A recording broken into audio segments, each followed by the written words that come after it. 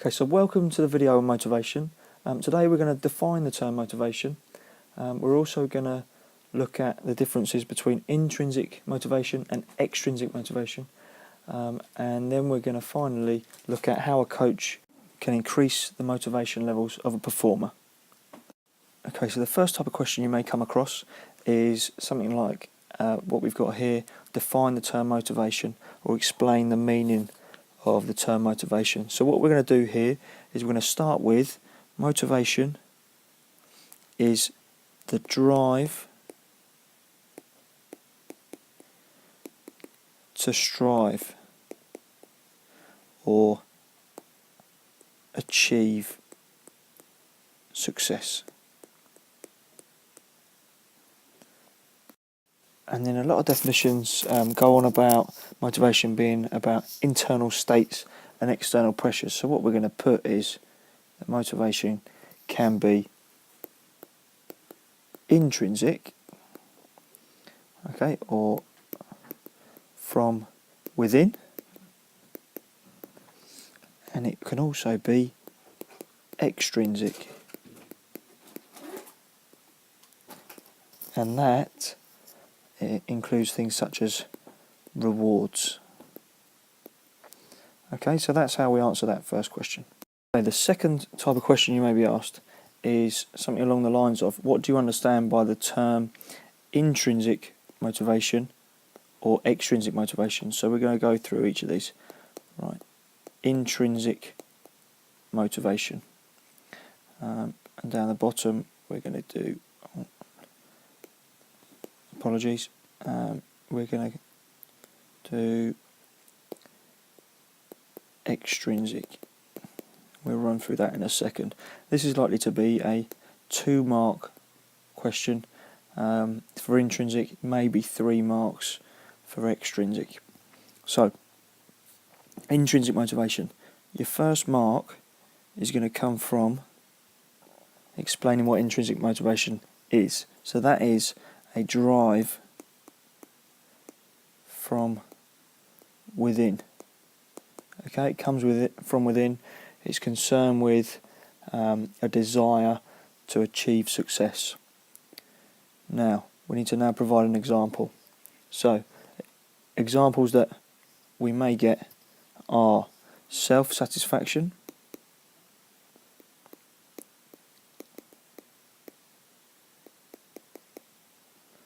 okay, we may also perform for feelings of accomplishment,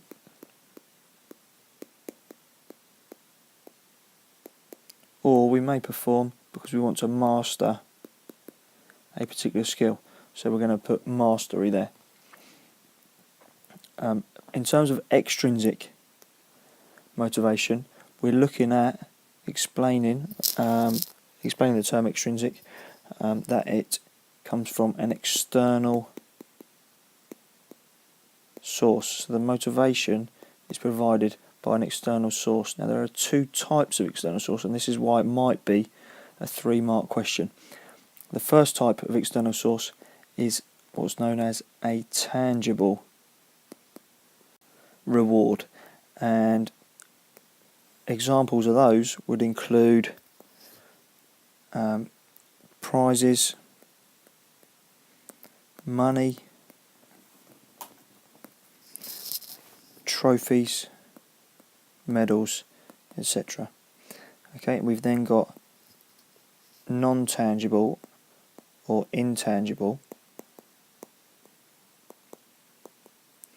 and examples of that would be recognition in your sport from external sources, fame, praise that you may receive from coaches. Okay, so the next part of motivation will concern whether or not extrinsic motivation is a good form of motivator. Now, the answer to this is that extrinsic is not a good motivator and intrinsic is better. So in terms of which one is best, we're looking at intrinsic is best because it's longer lasting. Okay, and the disadvantages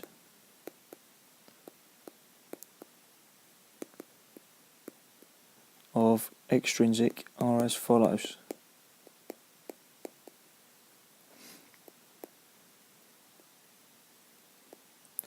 First one is that using extrinsic motivation may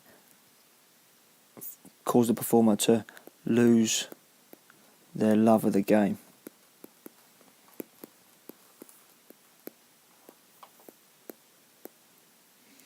Okay, or they may not want to perform for self-satisfaction. So they're only performing for those extrinsic rewards.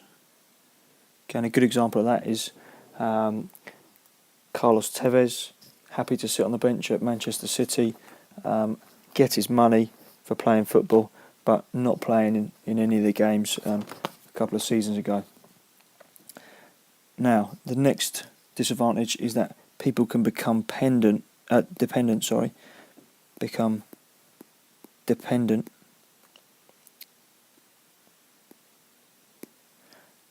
on extrinsic rewards as a motivator. Now, that's bad because you're then dictating and you're playing for, the only reason you play that game or that sport is for winning trophies or for fame or for money. Okay. The next point is that excessive extrinsic motivation will eventually lose its effect, so it's not long lasting. Okay. People always want more, so if you get £1,000 goal bonus in a couple of years, you'll want £2,000 for a goal bonus. So that extrinsic reward often becomes worthless. Okay, if you're a student and you get £5 for every goal you score, then soon you'll want more, or that £5 isn't really going to matter. So that does become worthless. So it doesn't last as long. The final point that we want to make is that extrinsic rewards lead to too much pressure. There's too much pressure on players to achieve and to win these trophies, win this money, so then that leads to people cheating. And they adopt a win at all costs approach. Okay, and the fourth part of motivation is concerning how a coach would improve the motivation levels of a performer. So we're looking at point number 1. We need to allow success, because allowing success breeds confidence. Okay, so we are, if we've got someone who's a beginner, then we're simplifying the task, making things a little bit easier, putting them against people of a similar ability to allow them to experience success. The next thing that a coach can do is use external rewards. Now remember, they're not going to use this for too long, because those rewards will lose their effect after a little while. The next thing that they can do is make things fun. As we all know, if you enjoy things, then you're more likely to do them again. The other thing they can do is use role models.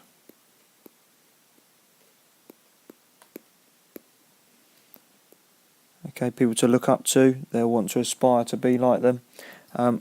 And then we've got using praise. Okay, a coach can use praise. That praise then reinforces that experience for the learner, and the learner wants to receive that praise again, so they'll repeat that action. The coach can also set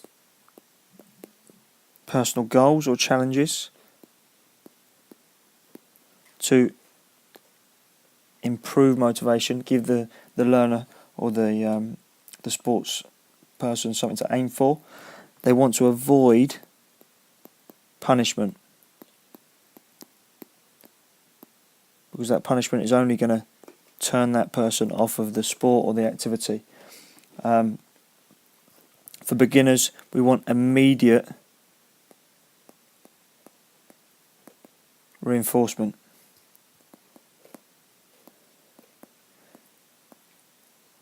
Okay, and the final point that we can make is that we want to attribute success